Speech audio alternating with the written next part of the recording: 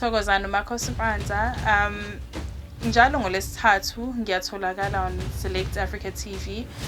If you guys do have any questions regarding izinto zedlozi or izinto zesithunywa, you guys can leave imibuzo yenu. Ngizobe sengiyabuyela kunina ngamunye ngizame ngayo yonke indlela ukuthi ngiyiphendule imibuzo yenu to the best of my knowledge.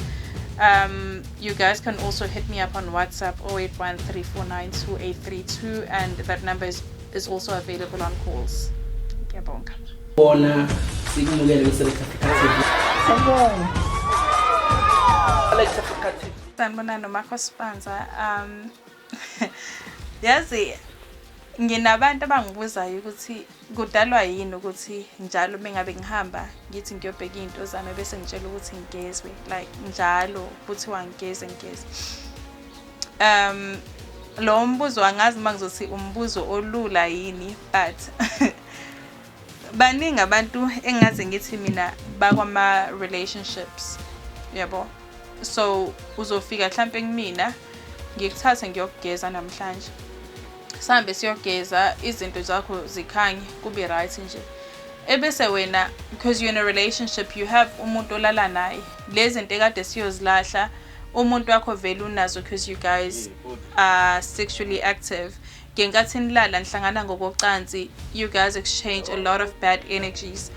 So now ngizokuthatha mina sihambe siyogeza umuntu wakho, umshiya le la umshiya khona, asazi ukuthi wenzani nobani, ngishabe kuthiwa kenze lutho, but umshiya le umuntu wakho. Siyahamba siyogeza, siyabuya, yabona izinto ziyakhanyela because mhlambe for the first 7 to 14 days ungahlangana nomuntu wesilisa uyibona izinto zakho ukuthi ziyenzeka, and then you go back to the very same guy or the very same girl omshiyile emuva, wamvalela ngaphandle, wena walungisa izinto zakho wedwa. Angisho ukuthi mangabe niyi-couple nizilungisa izinto as a couple, but umuntu wakho mangabe kukhona okulungisayo okuphathelene nokuthi uyogeza wena uyosihlambulula naye, it's best ukuthi umtshele ukuthi akahamba yogezwa ngoba phela lo muntu usazohlangana naye ngokocansi, ebese kuba ngathi uMakhosi lo kade kusiza akazange asebenze, kanti hayi ngoba engazange asebenze uwena ohluleke. Angazi noma ngizothi mina ukwenza izinto ngendlela ekuyiyona yini. Mangabe unomuntu ozwana naye awumazi ukuthi wenzani, ngishabe kuthiwa kenze lutho, ake ngithi nje mhlambe wena njengoba kade uyogezwa umuntu okade enesilwane, kunezichithe ezikuwena nje kuningi, unanamathunzi amnyama, lo muntu mangabulala naye lokho nawe uyakuthola, uyayibona lonto leyo. So the fact that when usugezile, yes walahla isilwane, zonke izinto zenziwa ngendlela kwena, uMakhosi uwenzile umsebenzi waqeda, but now you're going back to the very same person. Yini obucathi ukuthi izoyenzeka? Umuntu ahamba yogeza anikezwe mhlambe izinto azogquma ageza phalaze ngazo mhlambe for let's say 7 days, abone ukuthi amaphupha seyacaca, yonke into ihamba kahle, abuyele emuva olala nalogani noma logeli kade emvalele ngaphandle, ebese useyaqala futhi ukuphupha amakaka. Makhosi kade ngiyogeza nje sengathi ngishaba ngesichitho manje, usuwenzenike? Ebese yakulandisa umuntu ukuthi hayi phela kade nginosibanibani kanje nanje, wena ubucathi kuzoyenzekani? Kuba ngcono mangabe uzogeza ebese uyaqiniswa, ngenkathi ugeza uqinisa, ngisho usubuya futhi kuyena umuntu wakho loyo, okuzama ukuthi uyihlambulule nawe, ukuzama ukuthi uyihlambulule. And also akusho ukuthi mangabe ugeze namhlanje, akusho ukuthi mangabe ugeze ngoJanuary uyozugeze mhlambe in 5 years to come. Ukugeza ngiye ngithi mina ngathi ngayinto oyenza njalo, like yenze kube into oyenza ikwenze kube lifestyle yakho ukuthi ngiyageza. Kwenze kube lifestyle ukugeza, ngingasho ukuthi ngigeza mhlambe once in 2 years. No, it doesn't work like that. Geza mhlambe ugeza nje uyihlambulule. Mina ngiye ngithi mhlambe ke mongabe a normal person dlulisa 3 months ugeza, dlulisa 3 months ugeza, kufana nokuqiniswa futhi noma ukuqiniswa kwegceke.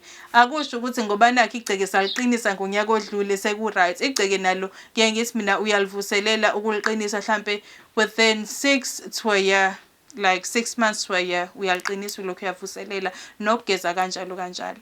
And kunabantu esike silale nabo, umuntu kade ekhiphisa umuntu isisu, leyo ngane leyo okade emkhiphisa isisu mhlambe umuntu wesilisa leyo ngiyohlangana naye ngokocansi, kade ekhiphisa mhlambe usibahla isisu, njobe khiphisa usibahlisi sangithi ingane yabo bobabili leyo ngane le yohlala ithunze lemnyama kuyena uGuy lona ebese sengiyalala naye sengathi mina ngishonele ngiba ngashonelanga ngenxa ukuthi mina ngihlangane nalomuntu lona onenkinga yokuthi nokuthi sengathi nami nginalezo inkinga kanti cha inkinga eyinamathele kumina ngoba ngihlangane nomuntu kanje ngokucansa.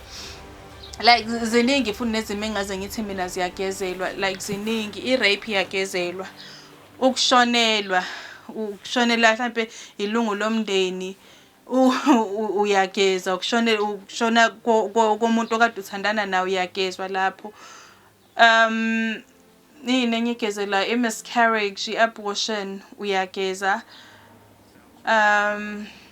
ziningi zimegezelwayo ngoba mangabe ukade uyoteta uyageza futhi umdlezane nje uyagezwa abantu abaningi ngisho ukuthi mina the reason why umuntu kade bethandana kahle kukuhle nobaba wengane ebese athola umntwana ingane mhlambe masina 6 months sebehlukene angithi awuzange uzogezwe nje wena usanale nto leyana unesidini unesicefe kuyena ingakho abantu abaningi beze bese mhlambe ingane iyisichitho hayi ngoba ingane iyisichitho izinto azange zize zenziwe kahle kwasekuqaleni izinto kwakumele zenziwe azange size siqale kuzona sijaha ukuyenza izinto eziphambi kwethu izinto ekumele siyilungise ngendlela singazenzanga yebo lonto leyo.